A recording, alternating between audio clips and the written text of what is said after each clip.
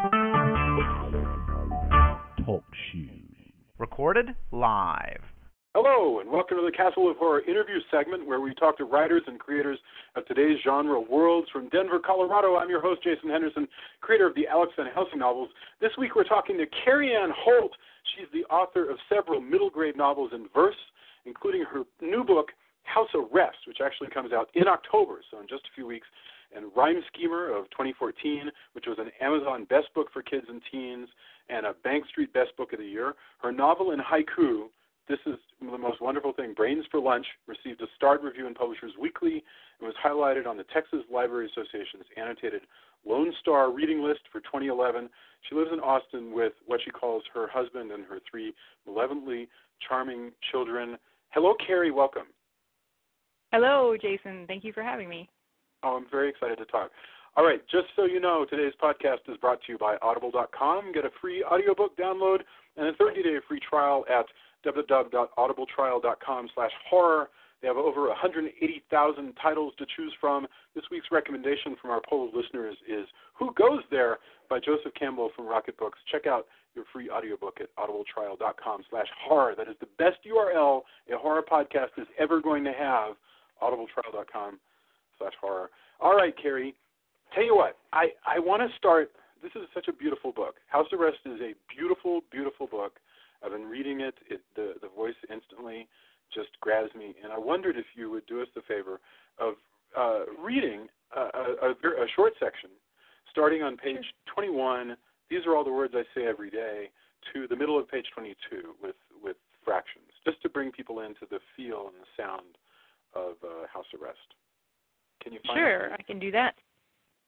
All right, this is the beginning of page 21, which is week 5. There are all these words I say every day, words I never even thought about before. Trach is one. You remember that one, right? It rhymes with break and take. There is also wedge, which can mean something you shove under a door to keep it open, but in this case means the thing that Levi hangs on, actually hangs with his butt in a sling made of blue jean material, a sling that has lots of super strong Velcro. He hangs on the wedge so his trach stays unobstructed. That sentence is my world now. Levi's world, Mom's world.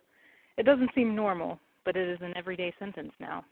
So I guess that makes it normal? Normal is a word I never thought about before either, but now I think about it a lot. I haven't done my homework in so long, I can't even remember. I know this journal is not for confessing homework sins, but there you have it. Levi is too sick, even with his nurse, Marisol, even with Mom. There aren't enough hands. Marisol has to go home at night, and Mom has to work, and my hands have to help instead of doing fractions. Some things are more important than fractions. Thank you very much. Okay. What were you going to say? Nothing. I'm good. Oh no, I see. You were going on the next. But no, that section, it's the whole thing is beautiful. But somehow I wanted to capture this here because the voice you're hearing is this voice of a boy who has his hands full as a child with helping his mother, who's caring for a chronically ill baby. And he's dealing with all of this stuff that is very ugly to behold. You know, all of these things like, you know, dealing with cleaning out tracheotomies so can you explain to us a little bit? You know, here we heard his voice a little bit, but what's going on with the baby? Why are they in these straits? And you know, what's going on with his life? Why isn't he doing his fractions? Well, poor Timothy. Timothy is 12, and his little brother Levi is, when the book starts off, he's about 9 months old. And Levi has been born with a malformed trachea where he just can't breathe through it. It's not big enough to get air through, so he had to be trached. And when a baby has a trach, your whole world becomes a hospital, basically. Like when you're not in the hospital, your house is a hospital, and it's full of medical equipment and nurses, and everybody's trying to keep the baby alive until the baby is big enough to potentially have surgery to get fixed.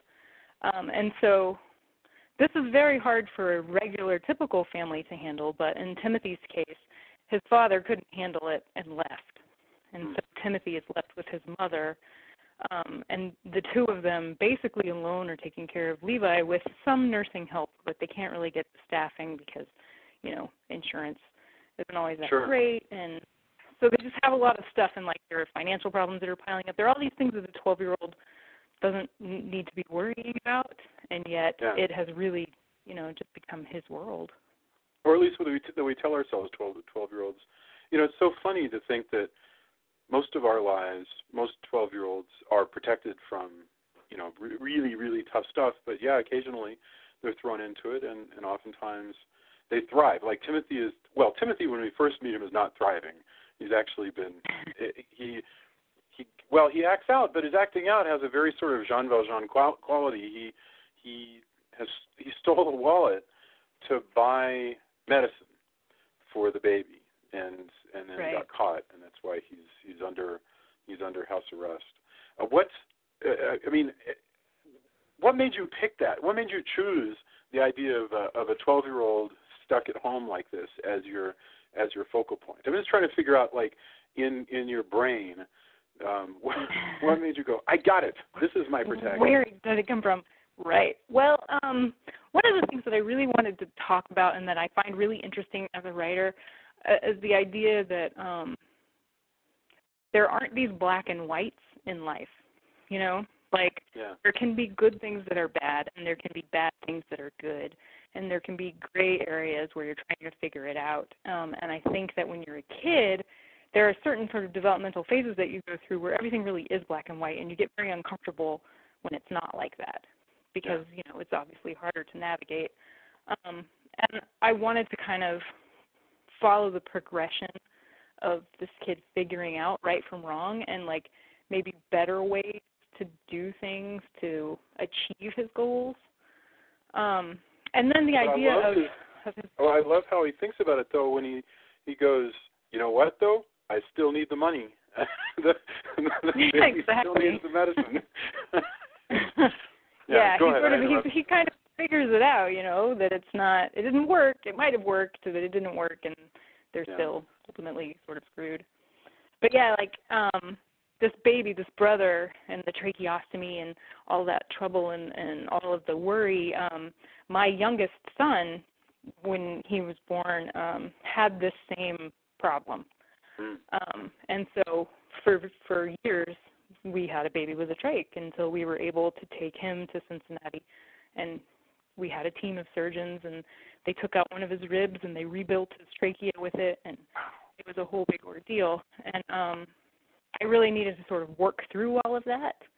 And also, I wondered, how the experience affected my other children. And they were not as old as Timothy in this book. They were much younger.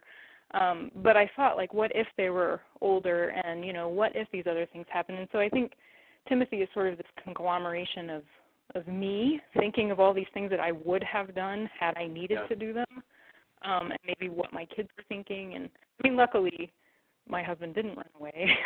Right. And, we worked through it all together, and it was not great, but, we made it to the other side.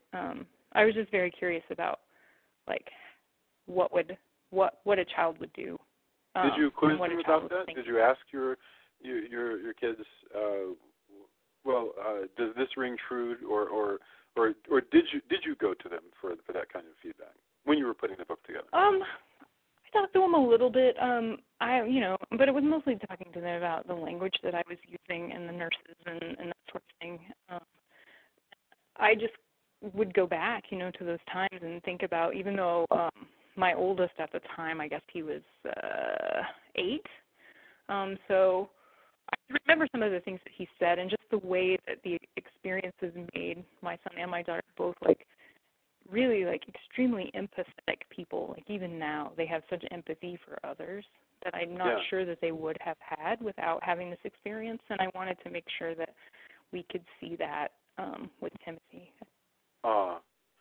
That's really, I love the observations that he makes when he's just sort of reckoning with the way other people see his situation and how he sees his situation like one of the most, God, I love the sequence where the lady at the school is asking him a whole bunch of impertinent middle class questions. And one thing that I've sort of read into your character is this great awareness of judgment coming from people. Like this lady who's saying, well, why don't you wear a coat, or why don't you eat better, or why don't you do all of this stuff? And he's like, are you listening to me? And she goes, his answer is, are you listening to yourself? This whole notion that, right. like, just because I'm poor does not mean I've never heard of nutrition, or that I'm not aware. Like, it's not like I wouldn't do it if I could. I'm doing my best, Yeah, that people are doing the best they can. We always ask ourselves, boy, why would somebody take advantage of a check cashing racket?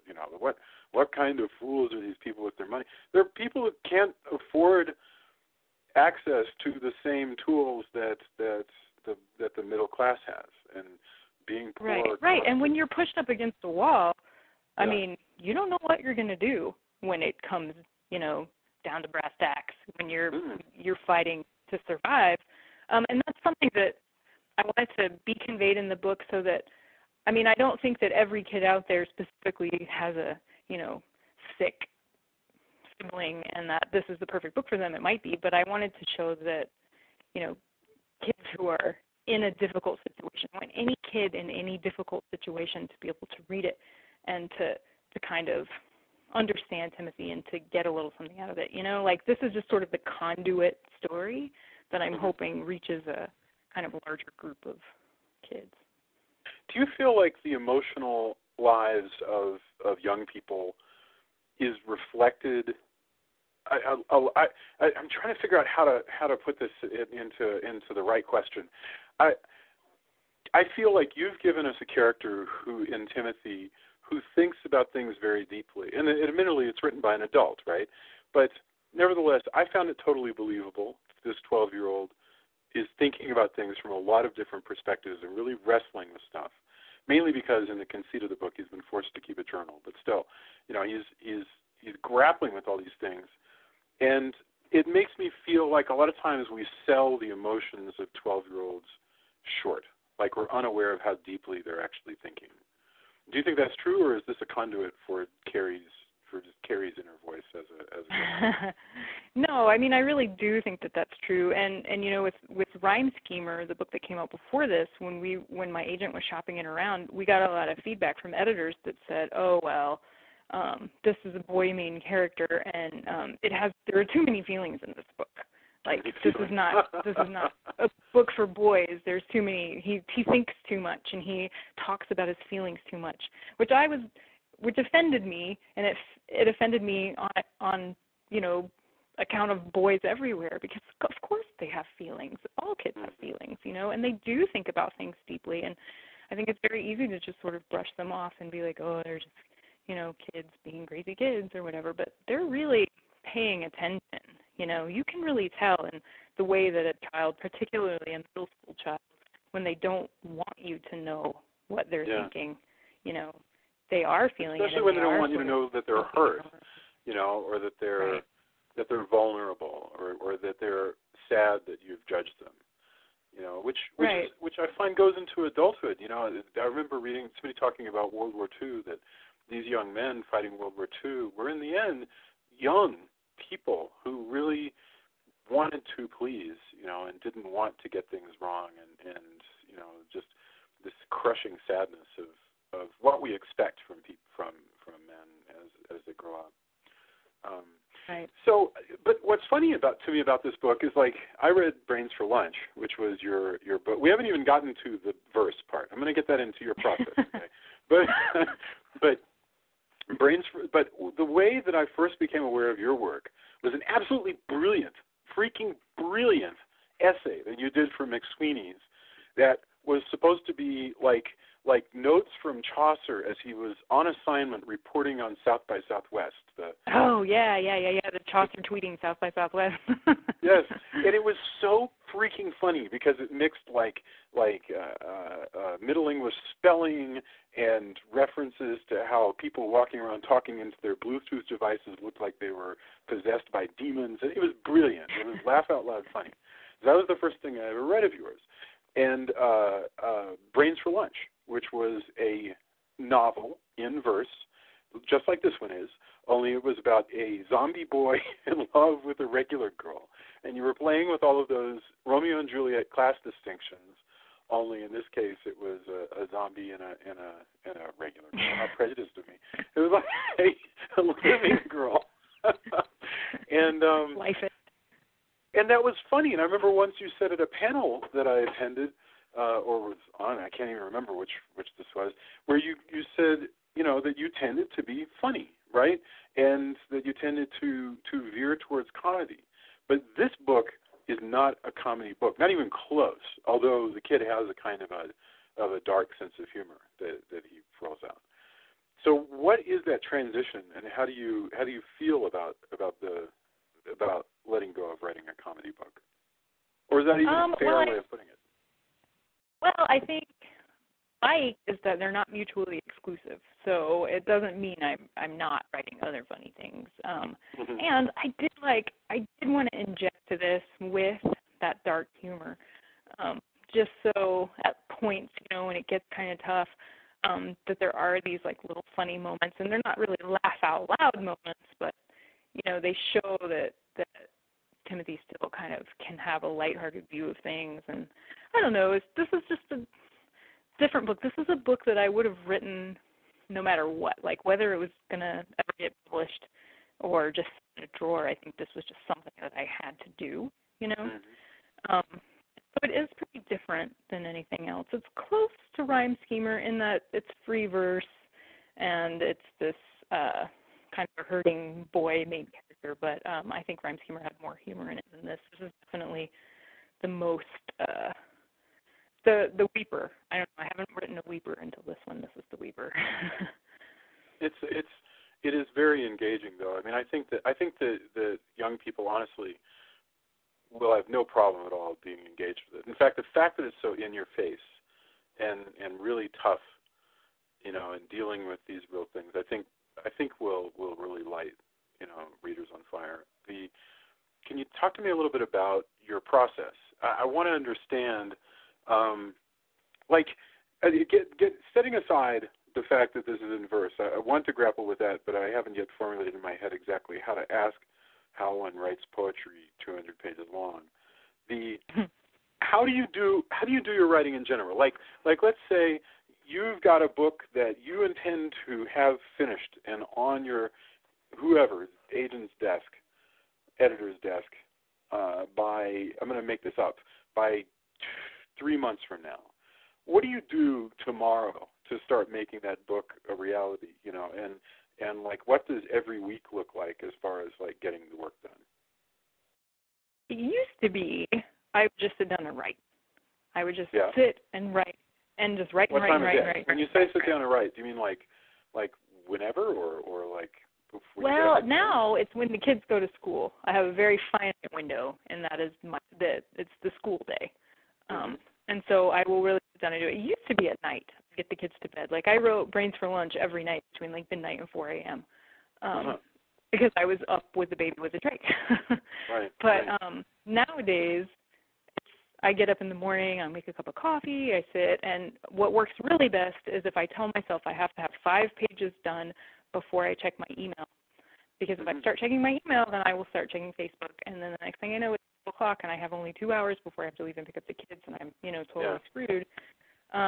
So I will try to, not get online and just write 5 pages. It's difficult to do that when it's verse, because there's not really, because 5 pages in verse is not 5 pages in prose, Right. So that's a little bit different. I kind of have to set different goals with that for how much I want to get done. Yeah. But if I sit down and I tell myself that's what I'm going to do, that's what I do. But even so, now I don't really pants it like I used to.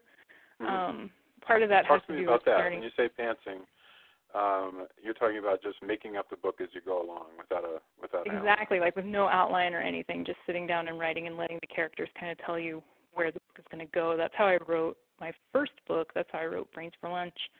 And then I started getting lucky enough to be able to sell books on proposal. And that is a whole different process because you have to have, you really have to have a pretty detailed summary, along with like 50 pages written. And so that sort of has propelled me to this new world of outlining. But I really hate to say outlining because they're not detailed outlines. Basically, I know what the beginning's going to be and pretty much what needs to happen before the end, and then I go.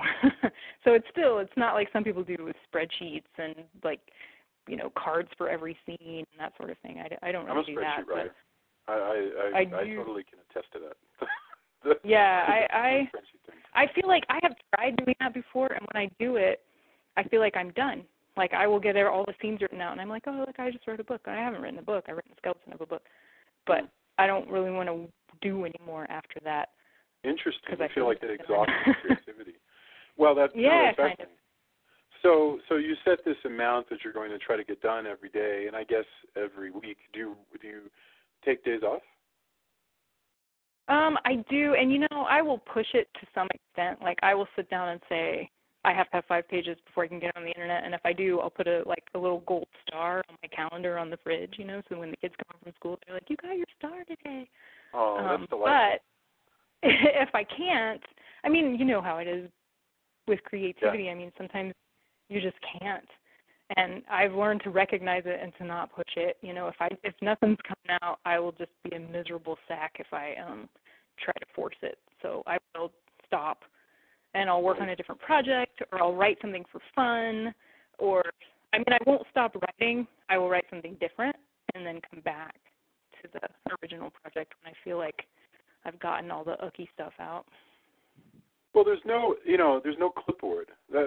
Just because Stephen King said in his book, that you have to write every day, and you can tell that he wouldn't even know what to do with himself if he didn't. Stephen King is not actually going to give you a grade. None of the rules that people tell you. I should be forming this in the form of a question, so feel free to pretend there's a question mark at the end of it. None of the rules that people give you actually come from any sort of god of writing who's going to judge you at the end of your life. Did you write every day, or did you always, I don't know, never open with a dream sequence, or whatever the hell. There's these bullet lists that people pass around that all go into being a good writer. Yes, it's true. And I will tell you, the thing that I think makes me a better writer is having that secret side project that I know nobody's going to read and that nobody cares about, and that I have no overseer, there's no rules, anything like that. So if I'm just feeling crushed by the current project that I'm working on, I can sit down and write some X-Files fan fiction or something, and then an hour later just be like, oh, you don't actually write X-Files fan fiction, do you? Oh, you don't know. I'm not mocking you. I'm just asking. That's amazing. Yeah, that's one of the things that I like to do. I like to sit and have you written it fool under around a different with other name? people's characters. Yeah, it's not under my regular name. So have you published your stuff on Wattpad or whatever it is with No, I bump around on fanfiction.net. But I don't have anything up on there. Most of my stuff is on my hard drive. And one day I'll be fascinating. I would think that you would want to share it. That would be part of the desire, is to see how people react. I don't know. For me, it's just nice to fool around with it. It's really freeing to have someone else's characters, because you know them so well. I'm such a huge fan that I know every move they're going to make. And that helps me with my characters, because I start thinking, do I know every move that Timothy's going to make like I know Scully? Maybe not. So that means I need to sit down and work on this a little harder. Boy, that's really interesting. I've been fascinated by the existence of fanfic. And it always existed, right? And there were always writers moving back and forth. Because I remember, D.C. Fontana started out as a fan fiction writer and then eventually became a professional writer. But there are people, anything you can imagine, Kari, anything, and by the way, at every level from G-rated to definitely not G-rated, any particular brand. I've read fan fictions about the Ghost and Mrs. Muir, not the classic 1948 film. I'm talking about the short-lived 1967 sitcom that ran for like 1.5 seasons. There is a whole community that writes fan fiction about this thing. I love that. It's amazing. Well, anyway, yes, it's okay. a cool subculture. It's a crazy thing. It's crazy, but it's fun and it's a great creative burst for me. No, that's really cool. Wow, that's inspiring. I try to pick something up from everybody I interview, and maybe like exploring your own characters by writing fan fiction is an interesting idea. So you're writing every day, and I like the fact that you're setting goals, and so that means that you're doing this in such a way as to try to have a manuscript ready to hand over by that mythical thing 3 months from now, right? Do you pass it around to other readers, or do you just send it straight to like your agent or somebody else, or what do you do there?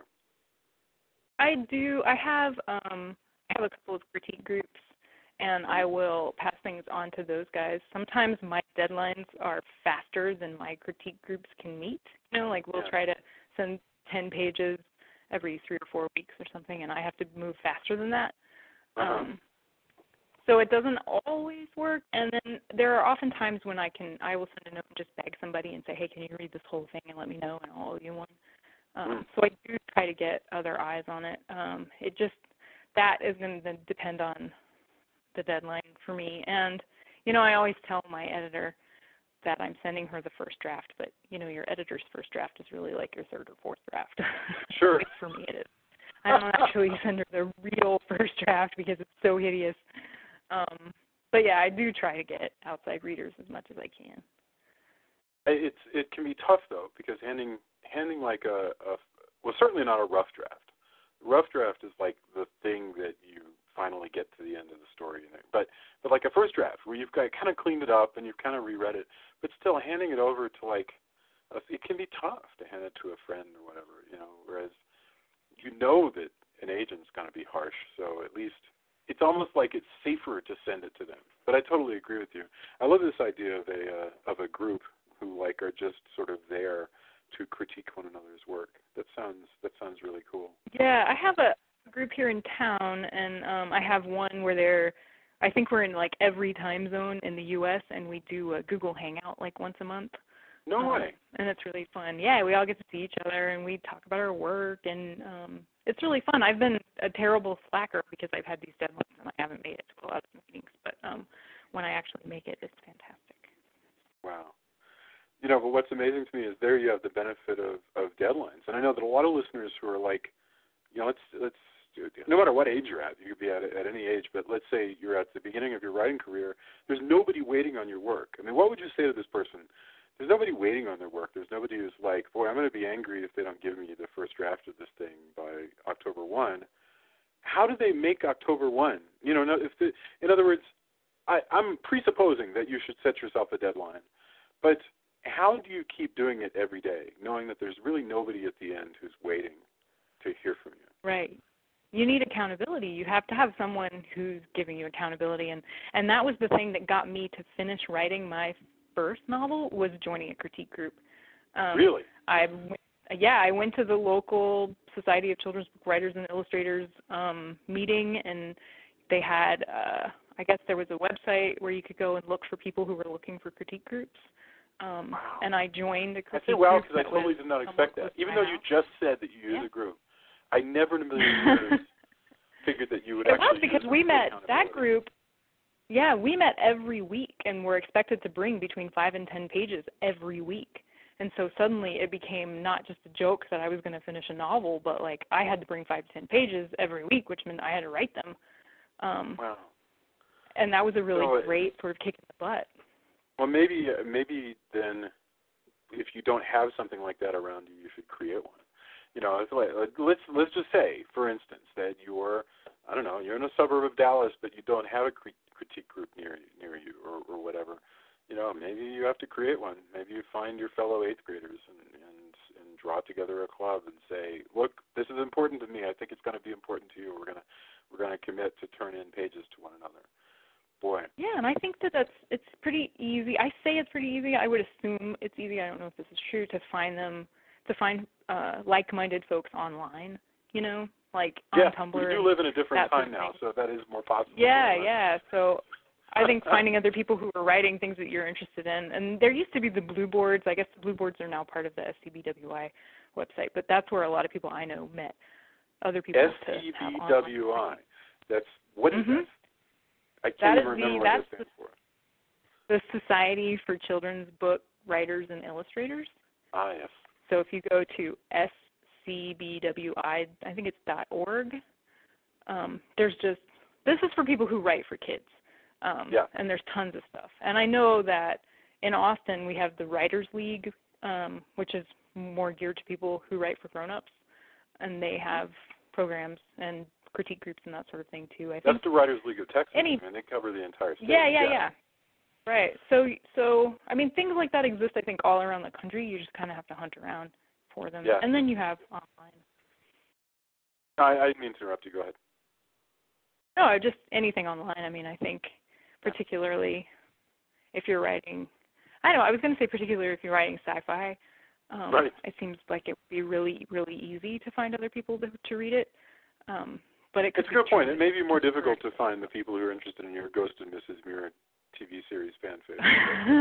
but even then, I mean, you go to fanfiction.net and you can PM somebody and say, hey, I really like your story. I'm writing too. Would you read it? Yeah. No, you're absolutely right.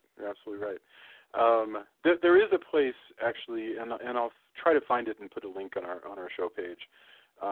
There's a place in Denver that has even writing workshops and clubs for young people and stuff like that, and as well as for adults. And I know that around here the libraries have programs where, which I guess amounts to the same thing. You're supposed to bring 4 pages and pass it, and enough copies for everybody, and pass it around and discuss it. And if I weren't on a deadline, I swear to God, I would start going to this place. But right now I'm so sort of heads down on the project I'm working on that I don't want to interrupt it by I don't know. I don't want to mess with that rhythm at this point, which I think is what you said about goofing off in the opposite of goofing off. All right. So tell us. I've kept you on longer than I said I would, and I'm so sorry. But tell us where we can find your stuff, and then I'll say thank you for being here because I'm really thankful that you spent this time. So where can we find House Arrest and your other books? You should be able to find them at any book retailer around you. I know they're carried in Barnes & Noble. The indie bookstores are doing a good job of having them. House Arrest is published by Chronicle Books. If you're in San Francisco, Chronicle has a lot of stores around town. You can pop in and find them. You can find them online. Amazon has everything. And you can find them on IndieBound. You can look there and find your indie bookstore. They're just all over the place. Very, very cool. And your website is, what is it again? It is just kaholt.com. kaholt.com. Sweet. Yep. Well, Kari, thank you so much for being on. I really, really appreciate it. It was a wonderful conversation, and maybe we'll have you back next time you have another book to throw at us. I loved hearing about your process and this really beautiful, beautiful book. And so, kaholt.com. Our website, we are Castle of Horror Podcast. You can find us on Facebook. Come on, argue with us. Tell us more of what you want to hear. Tell me that I'm talking too much when I interview these people. Whatever you want. I and the rest of the gang on the panel will engage with you. And thanks, everybody. Have a fantastic evening, Kari. Bye. All right, you too. Thank you, Jason. Bye.